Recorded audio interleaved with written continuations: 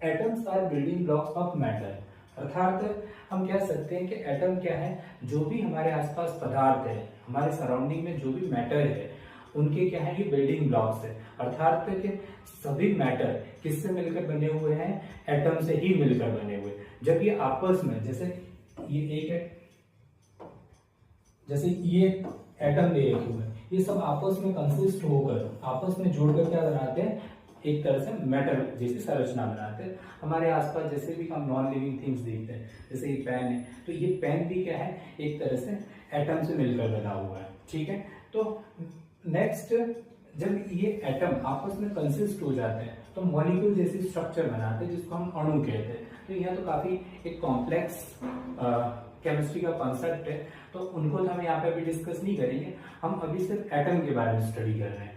तो एक बार हम एटम समझ लेंगे, इसके बाद मॉलिक्यूल समझेंगे, इसके बाद इनके जो प्रिंसिपल्स हैं उनको भी हम साथ साथ स्टडी करेंगे। ठीक है, तो आई थिंक आपको एक चीज समझ में, एटम क्या होता है। ठीक है, तो ये क्या है, स्मॉलेस्ट यूनिट ऑफ मैटर है। अर्थात पदार्थ की सबसे सूक्ष्मतम इकाई क्या है, परमाणु है। पदार्थ की सबसे सूक्ष्मतम इकाई क्या कहलाती है, परमाणु कहलाती है, एटम कहलाती है। तो उसी के बारे में हम क्या कर रहे हैं, स्टडी कर रहे हैं। ठीक है,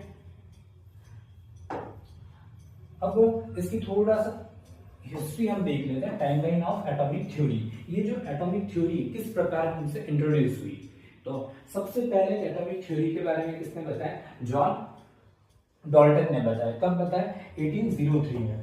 इन्होंने एक एटॉमिक थ्योरी को क्या किया, प्रपोज किया, और उन्होंने कहा जो भी पदार्थ है वो अविभाज्य कण या अनकटेबल पार्टिकल से मिलकर बना होता है। मतलब उन कणों को आगे क्या नहीं किया जा सकता है, ब्रेक डाउन नहीं किया जा सकता। ये जैसे पार्टिकल है, तो इनको हम आगे और क्या नहीं कर सकते, तोड़ नहीं सकते। तो ऐसी संरचनाओं को इन्होंने क्या नाम दे दिया, परमाणु, और इसी को इंग्लिश में कहा जाता है एटम। क्या कहा जाता है, एटम।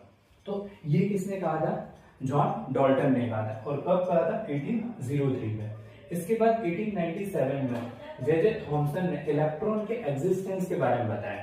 किसने बताया, जॉन डाल्टन ने इलेक्ट्रॉन के एग्जिस्टेंस। ये एक तरह का नेगेटिव पार्टिकल है, इस पर नेगेटिव चार्ज होता है। ये भी हम डिटेल में समझेंगे, लेकिन मैं सुपरफिशियली आपको बता रहा हूँ।